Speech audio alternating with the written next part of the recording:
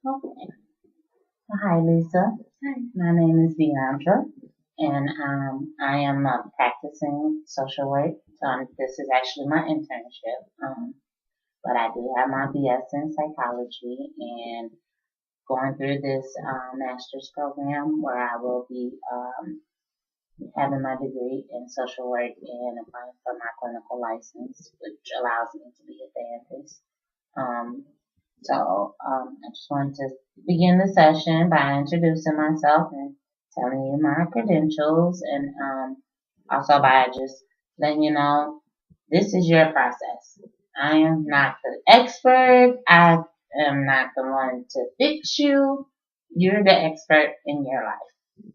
And I want you to help me help you.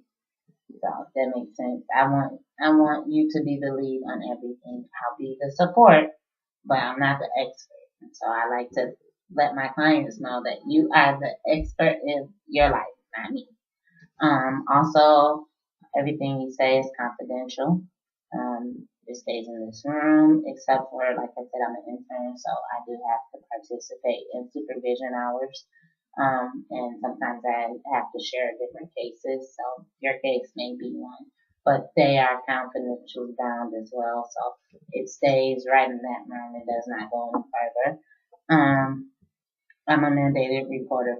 So if you tell me what that means, if you tell me that you're hurting yourself or someone's hurting you or anything like that, then I am legally required to make a report. And I try to, if I have to face that situation, I try to let my clients be a part of that as well because, like I said, you're the expert. And so if there's something in your life that you need help with, um, it could possibly come through different forms of referrals and resources. So if that was the case, I would help you to support yourself and advocate for yourself and reach out for the services you need. But in the case that you don't, then I have to fulfill my legal obligation and report. Let's see. I think that's about all. So tell me what brings you here today.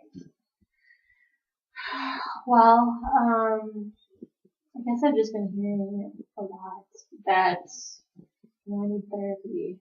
And I mean, I know that I probably do, but I just I'm living in a shelter right now. I'm really kind of embarrassed to say that.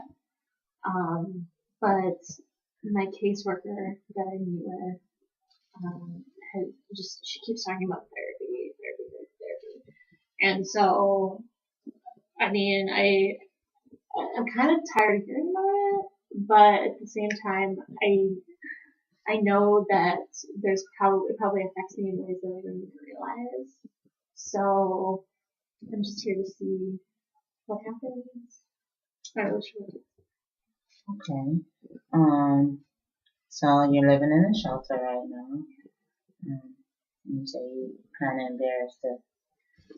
Well, yeah, I mean, it's domestic abuse shelter, but I mean, we're homeless. We don't have anywhere to go.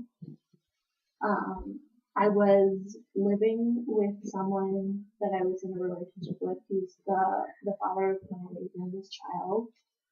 Um, and I really he he assaulted me really bad, and I didn't even see it coming. This sort of thing has never happened to me before, and so it's like this world I'm in is just totally unreal. I've never had to be in a shelter. I've never had to quit my job. I've always had money. I've always been able to support myself. And I just don't know why this is happening to me. Mhm. I can imagine, one having this relationship and everything's one way, and then there's this sudden abrupt abuse of change.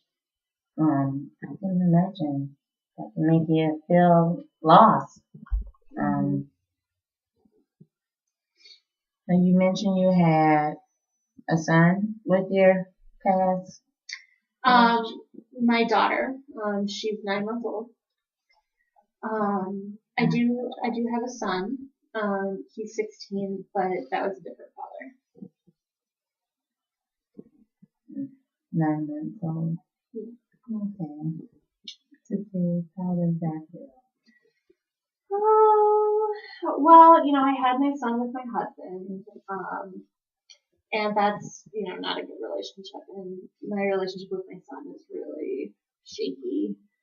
My daughter was just, we didn't really plan that, so, I thought I was done with kids. One was good enough for me.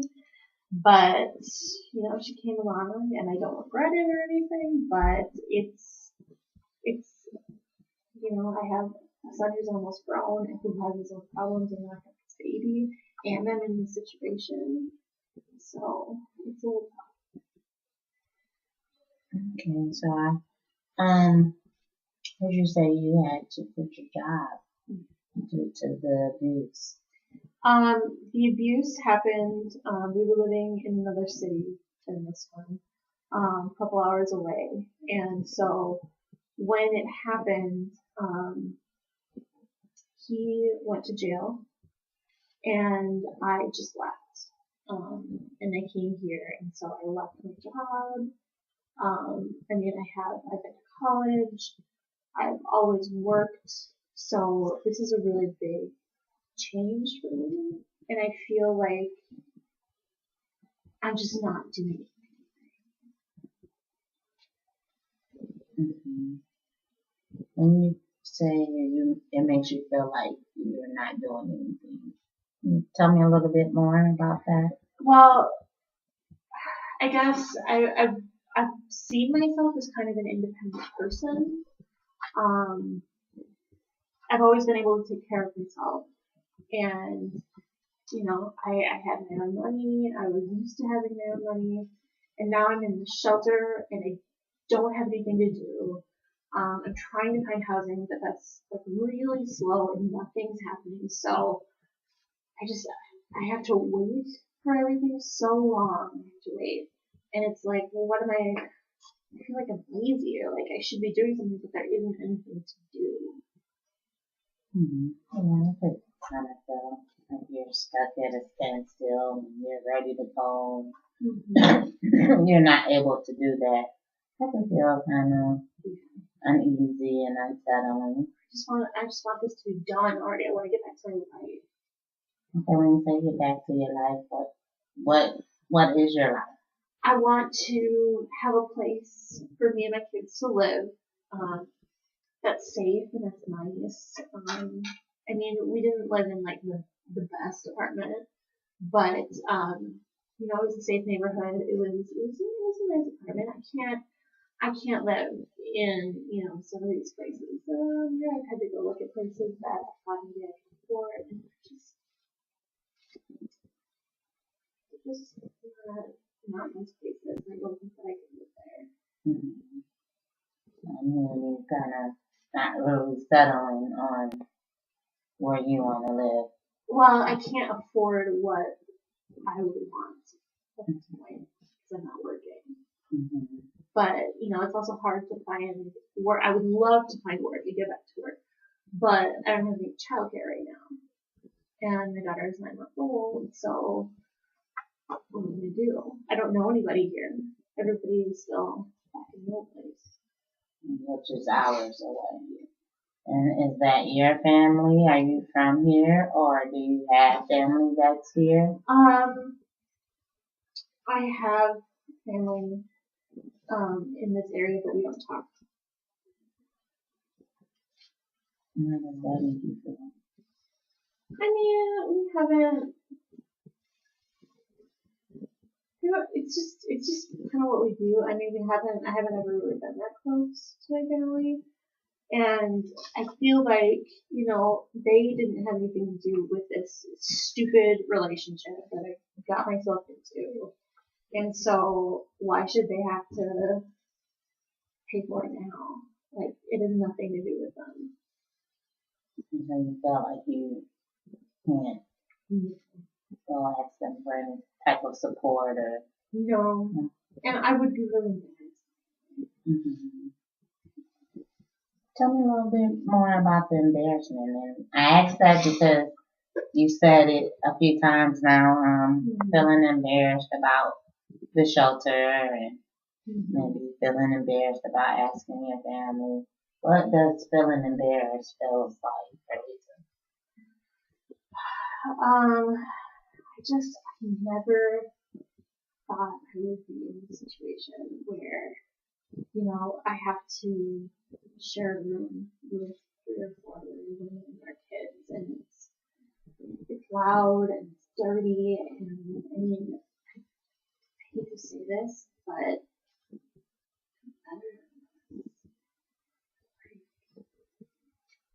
I haven't been in a place like this with people like this. This is not me. Mm-hmm. So, when I have to say, I'm in a shelter, I'm living somewhere for free, and somebody has to take care of me, that's really embarrassing for me. I never had to do that. Mm-hmm. I just never thought I would be in this situation. I mean, I agree with you. Having to deal with something you never dealt with before is hard. And sometimes one of those emotions that we experience would be embarrassing, because it doesn't feel right. It's not something we're familiar with. But when you're feeling embarrassed, especially with the current situation, do you think there's anything that can help you overcome that embarrassment?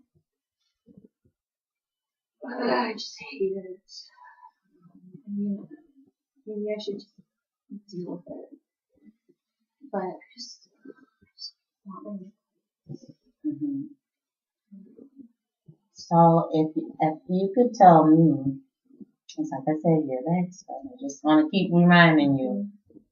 I want you to tell me, what is your biggest concern right now at this point? Finding a place to live with my kids. Or housing? Yes, absolutely. Okay.